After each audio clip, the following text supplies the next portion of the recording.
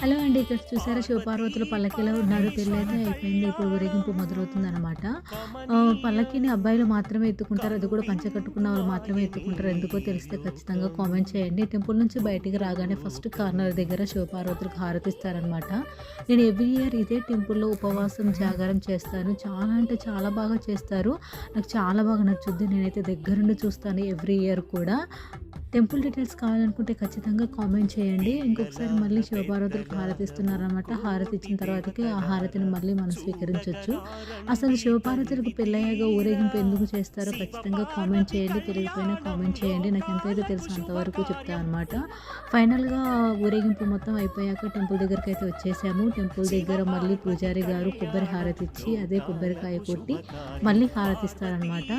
ఎవరైతే పల్లకీని ఎత్తుకున్నారో వాళ్ళకి పూజారి గారికి కాళ్ళకి నీళ్లు పోసి లోపలికి ఆహ్వానిస్తారనమాట. వీడియో ఎలా అనిపించిందో ఖచ్చితంగా కామెంట్ చేయండి.